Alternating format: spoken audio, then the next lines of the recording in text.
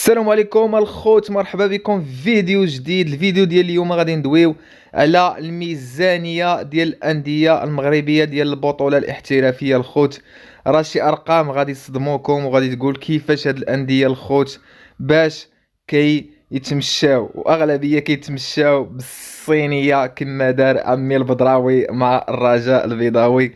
دار الصينيه الخوت، راه ماشي غير الرجاء الخوت، راه بزاف ديال الانديه راه كيتسيروا غير بهذا الشيء هذا بالصينيه. وعاونونا الله يرحم لكم الوالدين وعاونوا الفريق. اذا الخوت غادي نبداو باقل نادي حتى الاغنى نادي في المغرب. ما غاديش تصدقوا هذا النادي الخوت، حيت راه كاين في وسط الترتيب ولكن عنده اللعاقه ديال بصح اكثر من الرجاء والوداد والجيش الملكي، وكذلك اكثر حتى من بركان. اذا نبداو على بركه الله. بدانا الخوت في المرتبه 16 اللي كيجي نادي شباب السوالم الخوت، اللي جا في المرتبه 16 اللي الميزانيه ديالو كتقدر سنويا ب 200 مليون سنتيم الخوت اللي كيدخلها في العام. هذا المبلغ هذا قليل. الفريق ديال كرة القدم الخوت كيلعب في البطولة الاحترافية، فهو فريق قليل بزاف، او لا فهي ميزانية اللي قليلة بزاف، واغلبية ديال اللعابة كيكونوا كيتسالوا كذلك. كيديروا عون الفريق الخوت. اذا شباب السوالم جا في المرتبة 16. مرتبة 15 الخوت كيجي نادي العاصمة اللي هو نادي اتحاد توارقة الخوت، اللي احتل المرتبة 15 وكيدخل في العام 350 مليون سنتيم. الخوت هاد المداخيل هادو فهما كيجيو من بيع التذاكر وكذلك اللعابة وكذلك من بعض المساهمات بحال الجامعات وداك الشيء، وكذلك المستشهرين. ف 350 مليون سنتيم الخوت هي اللي كيصرحوا بها هاد المبالغ الخوت، هما اللي مصرحين بها. يقدر يكون هاد الشيء كتر، يقدر يكون قل، ولكن هاد الشيء هو اللي مصرحين به. نادي اتحاد توارقة الخوت كيدخل في العام 350 مليون سنتيم. في المرتبة 14 الخوت فكيجي المغرب التطواني الخاص. صراحة المغرب التطواني فريق كبير بزاف، وشفنا في 2013 2014 فهو كان دار مواسم اللي كبار بزاف، ومشات لكاس العالم الانديه اللي كيدخل الخوت 40 مليون سنتيم. المغرب التطواني الخوت كاين في المراتب الاخيره كذلك 40 مليون سنتيم اللي كيدخل في العام الخوت 40 مليون سنتيم. غادي ندوزو الخوت المرتبه 13 اللي هو اولمبيك اسافي. اولمبيك اسافي كيدخل الخوت 600 مليون سنتيم في العام. اولمبيك اسافي عنده جمهور كذلك، فهو كيدي بلاصه معاه وكيدخل التيران، فهو كيدخل 600 مليون سنتيم الخوت. هادشي الخوت، هاد المبالغ كنقول لكم راه قلال، راه ما يجيكمش مبالغ كتار، ولكن هادو مبالغ قلال مقارنه بتسيير فريق ديال كره القدم وفي البطوله الاحترافيه الخوت كياخد 600 مليون سنتيم. في المرتبة 12 الخوت فكيجي الدفاع الحسني الجديدي كذلك تا هو 600 مليون سنتيم اللي كيدخلها في العام الخوت. هادشي راجع لهاد المبالغ اللي قليلة بزاف بزاف بزاف. فهادشي راجع الخوت لأن المسيرين ديالنا كيعتمدوا غير على عون الفريق، ما كيديروش مشاريع وما كيديروش بزاف. كاين ما يدار، كاين في اوروبا راه ريال مدريد راه دايره متحف، دايره شحال ديال لي مارك ديالها، دايره بزاف ديال اللعيبات كيعاونوها وكيدخلوا ليها بزباله ديال الفلوس. اذا الدفاع الحسني الجديدي كيدخل 600 مليون سنتيم وجا في المرتبه 12. الخوت في المرتبه 11 فجا نادي اولمبيك خريبكا اللي كيدخل 750 مليون سنتيم. هذا المبلغ الخوت هذا من التذاكر وكذلك من المستشهر ديالو، اللي عنده واحد المستشهر ديالو هو المجمع الوطني للفوسفات، فهو كيعطيه اللعاقه. فالميزانيه ديالو الخوت هي 750 مليون سنتيم. غادي ندوزو للخوت المولوديات وجده في المرتبة 10 اللي كتدخل كذلك حتى هي 750 مليون سنتيم في العام الخوت. فمولودية وجدة جات في المرتبة 10. في المرتبة 9 الخوت فجا اتحاد طنجة اللي كيعاني هاد العام هذا، فكاين الاخر عنده جوج ديال النقاط، جوج ديال التعادلات الخوت. فجا في المرتبة 9 اللي عنده 750 مليون سنتيم.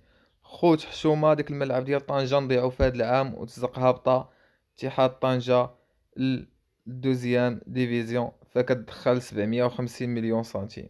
المرتبة الثامنة الخوت فجا شباب المحمدية اللي كيدخل 800 مليون سنتيم الخوت. فشباب المحمدية كيدخل في العام 800 مليون سنتيم الخوت. هاد المبالغ راه كنقول لكم راه قلال ومشي صحيحة. علاش؟ حيت ما يمكنش تسير نادي ديال كرة القدم بهاد المبالغ هادي، فكأكثرية كيديروا عول الفارق. جميع الأندية كدير عول الفارق. في المرتبة الخوت الثامنة كاينة شباب المحمدية اللي كتدخل 800 مليون سنتيم.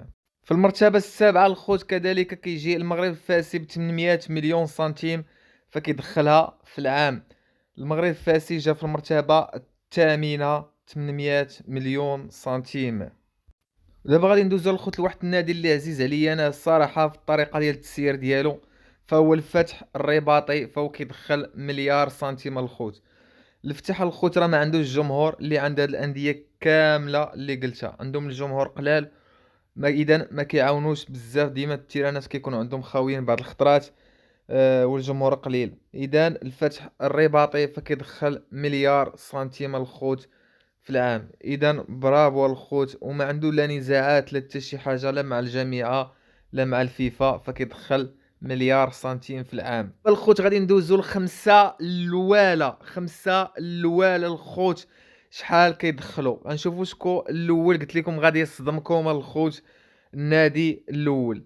اذا الخوت غادي ندوزو الخمسه الاولى.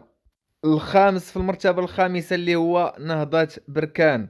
نهضة بركان الخوت فكيدخل 3 المليار سنتيم في العام الخوت. 3 ديال المليار ديال السنتيم.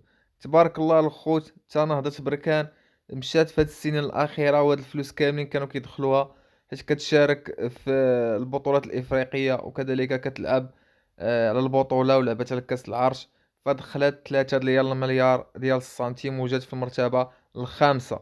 المرتبة الرابعة الخوت فاجا نادي الجيش الملكي اللي كيدخل في العام 3.5 مليار سنتيم الخوت. نادي الجيش الملكي فهو عنده واحد الميزانية قارة كل عام، فهو كيتعتبر من أغنى الفروق الوطنية، فكيدخل 3.5 مليار سنتيم وجا في المرتبة الرابعة. في المرتبة الثالثة الخوت فهو الرجاء البيضاوي، فكيدخل 3.7 مليار سنتيم الخوت. هاد القيمة ديال الرجاء فهي كتعتبر قليلة بزاف، حتى كذلك بالنسبة للجيش ونهضة بركان. فروق فحال الرجاء والوداد والجيش فكيخصهم تكون عندهم ميزانية أكثر. فالرجاء كيتسير ب3.7 مليار سنتيم في العام الخوت هي اللي كتدخل ليه. المرتبة الثانية الخوت فكيجي نادي الوداد البيضاوي، فكيحصل على 3.9 مليار سنتيم في العام الخوت. فالوداد كذلك دات العصبة، فكيتعتبر هذا المبلغ فهو قليل بزاف، فكتدخل 3.9 مليار سنتيم في العام الخوت. في المرتبة الأولى فهو نادي حسنية أكادير، فكيدخل الخوت 5 ديال المليار ديال السنتيم الخوت. الصراحة هذا المبلغ الكبير بزاف، وكيتعتبر حسنية أكادير من أغنى الفروق الوطنية، واخا هكاك راه مكيلعبش على الألقاب وما كيلعبش على البطولة وما كيلعبش قاريا. ما عرفناش فين كاين الإشكال الخوت، ولكن كيتعتبر حسنية أكادير هو من أغنى الفروق الوطنية اللي كاينين في المغرب. ثم نعرف يقدر يكون كيدخل بزاف وما كيخسرش، ولكن كتبقى علامة استفهام علاش حسنية أكادير ما كتلعبش على الألقاب في هاد السنين الأخيرة. كان الخوت هذا هو الفيديو ديال اليوم. ما تنساوش الى عجبك هذا الفيديو هذا دير واحد ابوني، كذلك خلي لنا واحد الكومونتير وقول لنا واش هاد الارقام واش صحيحه ولا ماشي صحيحه، وتهلاو.